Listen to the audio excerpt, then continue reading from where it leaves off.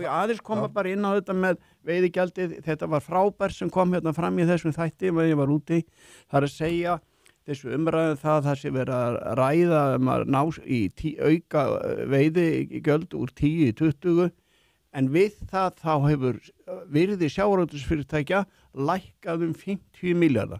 Ég sá að Mogginn tók góðan leiðar þetta, það er félagsskattgreiðenda sem kemur inn með þetta input, kemur inn með tjónið fyrir lífeyrissjóðina og þá það er verið að ráðast á einhverjar 4-5 fjölskyldur. Nú er búið að segja það opinberlega. Að þetta snúist allt það að öfundsýkin í það að herja á það fólk sem hefur staðið sér vel og byggt þessi fyrirtæki upp.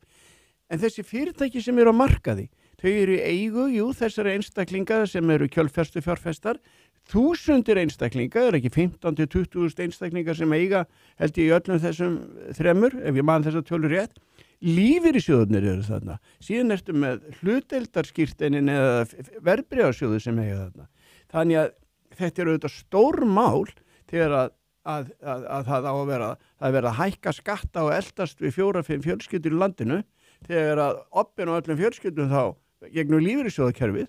Já, ég held, Jón. Plús það, umsvifin, bara þetta. Við erum talsmenn litla hluthafans. Við erum hérna með þetta heitir hluthafaspjalli. Leið og allir skattar hækka á fyrirtæki. Þá kemur það í veg fyrir vöxt, framgang, bjartsýni, framkvæmdagleði, þetta hamlast allt. Þannig að það er oft sem menn átta sig ekki á því að þeir náðis ekki gegnum hagvöxtin. Hagvöxtur, auknir skattar drepa hagvöxt. Hárrétt, Jón. Þetta er... Má ég spyrja einu, er tími skráninga á sjávarútvegsfyrirtækjum í Kauphöllinni, er hann liðinn? Þetta er, held ég, mjög mikilvæg spurning vegna þess að eins og þetta hefur æxlast og sko síldavinnsla, bæði síldavinnslan og ísfélagið eru til þess að gera nýlega komin inn í Kauphöllina. Gegnum vel heppnu hlutafjárútboð, þar sem að almenningur bauðst að taka þátt og gerði það að talsverðu leyti. Fyrir þetta náttúrulega lífeyrissjóðina sem komið þannig inn. Og síldavinnslan er sko niður, þessi skráðu félögin í Kauphöllin, þau eru niður 20-25% það sem af er ári.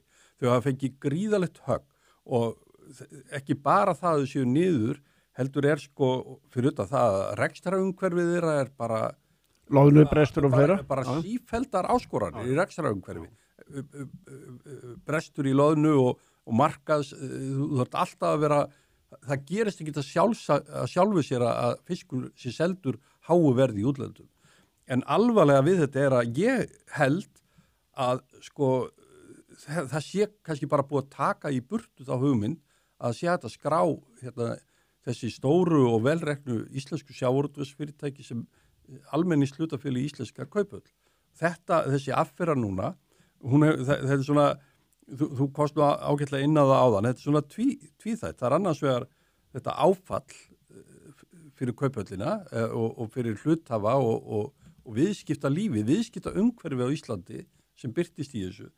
Og svo ekki síður hitt að skilabóðin bara almennt til atvinnulífsins.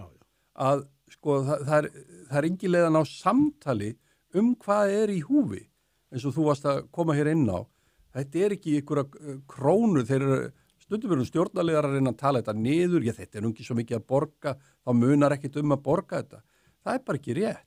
Þetta hefur áhrif á allt viðskipta umhverfi og ef viðskiptalífið í landinu þarf að upplifa að það getur bara fengið svona trakteringar hvenar sem hent. Og það eru fleiri. Og fyrir ekki, þess að þú sagði, sko, þessi áhrifin dreifast út, það er bara alveg augljóst að fjárfestingar víða út á landsbyðinni í kringu þessi sjávarútvegsfyrirtæki hún er að bresta. Menn, ég draga saman verulega, skulum við segja.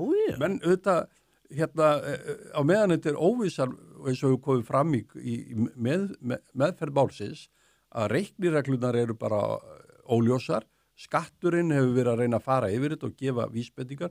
Ég var nú hlust á Guðmund í Brím, fyrirverandi formann SFS á RÚV í morgun, þar sem hann fór mörguleyti ágætlega yfir þá ofboðslega óvissu sem fylgir þessari skattlagningu. Og hérna, vegna þess að það er svo margt sem hefur áhrif á hvernig skatturinn framkvæmist. og bara nýfjárfestingar, afskriftaþörf, verða mörkuðum, viðmiðunarverð og annað slíkt. Fyrir utan þessa ótrúlegu hugmynd ætla að indexa íslenska skatt við markasverð á einhverju fiskum í Noregi. Já. Ég meina... Hverjum gat átti það í hug? Það er sennilega golleika, það er kylfingurinn. Það er ekki alveg... Það er kylfingurinn, það var hól í höggi þar maður.